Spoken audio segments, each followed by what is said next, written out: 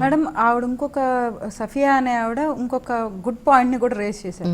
మతం వద్దు, మత స్వేచ్ఛ కావాలి అంటే మత స్వేచ్ఛ మనకుంది, అవును మనకున్నదే మత స్వేచ్ఛ. సో ఆర్టికల్ 25 క్లియర్గా చెప్తుంది ఏంటంటే ఎవరు ఏ రిలీజియన్ అయినా సరే వాళ్ళ ఇష్ట ప్రకారం వాళ్ళు అవలంబించవచ్చు. సో రినౌన్సియేషన్ ఆఫ్ రిలీజియన్ అనేది మనకు కొత్త కాదు. చాలా మంది ఒక రిలీజియన్ నుంచి ఇంకో రిలీజియన్ మారటం, అలాగే స్పెషల్ మ్యారేజ్ యాక్ట్ అనేది ఏంటంటే ఇద్దరు రిలీజియన్ వాళ్ళు కానీ ఆ యాక్ట్ కింద మ్యారేజ్ చేసుకోవడం ఇవన్నీ కూడా జరుగుతున్నాయి. అట్లా జరిగినప్పుడు మనకి ఇండియన్ సక్సెషన్ యాక్ట్ అనేది మనకు ఉంది ఎప్పటి నుంచో ఈ ఇండియాకి సంబంధించి.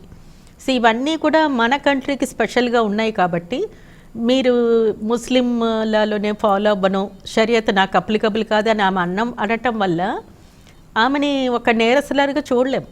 ఎందుకంటే మనకి సెక్యులర్ కంట్రీ కదా మంది. కాబట్టి ఆమె నేను ఎక్స్ ముస్లిం అనే ఆర్గనైజేషన్ ఆమె రన్ చేస్తున్నారు ఈ అలపుజ్ అనే డిస్ట్రిక్ట్లో కేరళలో. సో అక్కడ కొంతమంది మహిళలతో షీఈస్ డూయింగ్ రెగ్యులర్గా ఆవిడ అవేర్నెస్ క్యాంపెయిన్స్ అక్కడ పెడుతున్నారు. ఈ ముస్లిం మహిళలకు సంబంధించి ఒక ఆర్గనైజేషన్ కూడా ఆవిడ రన్ చేస్తున్నారు. సో ఇది ఆవిడ అంటే ఇప్పుడు ఏంటంటే కొన్ని విషయాల్లో ముస్లిం మహిళలకి కొన్ని ఆశ హక్కులు చాలా వెనుకబాటుతనం ఉంది.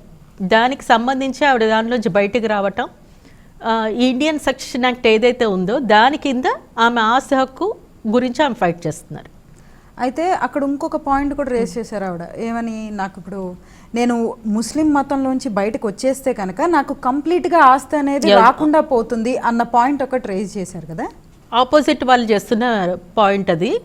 కానీ ఆవిడ ఫైట్ చేస్తున్నారు ఆవిడ ప్రాపర్టీ గురించి. ఇండియన్ సక్సెషన్ యాక్ట్ కింద నాకు 1/3 ఆస్తి హక్కు నాకు వస్తుందని చెప్పి ఆవిడ ఫైట్ చేస్తున్నారు ఇక్కడ.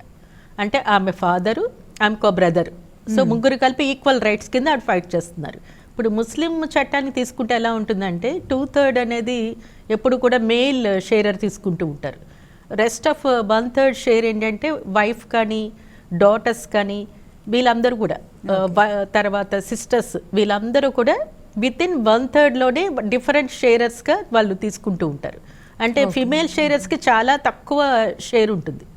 సో అదొక రీజన్ ఆవిడ ముస్లిం మహిళగా డిక్లేర్ చేసుకునే ముందు వెనకాల ఉన్న రీజన్ ఏంటంటే చాలా తక్కువ షేర్ ఆవిడకి వస్తుంది. కాబట్టే ఆవిడ అలా డిక్లేర్ చేసుకుని ఇండియన్ సక్సెషన్ యాక్ట్ కింద నా ఆశ హక్కు నాకు కావాలి అని ఆవిడ ఫైట్ చేయడం జరుగుతుంది. సో లెట్ us see, మనం పాజిటివ్గానే ఆమె అంటే మన కంట్రీలో స్పెషల్గా సెక్యులరిజం అనేది మనం మొదటి నుంచి మన కాన్స్టిట్యూషన్లో ఉంది, మన ప్రియాంబుల్లో ఉంది. కాబట్టి definitely I think she will achieve.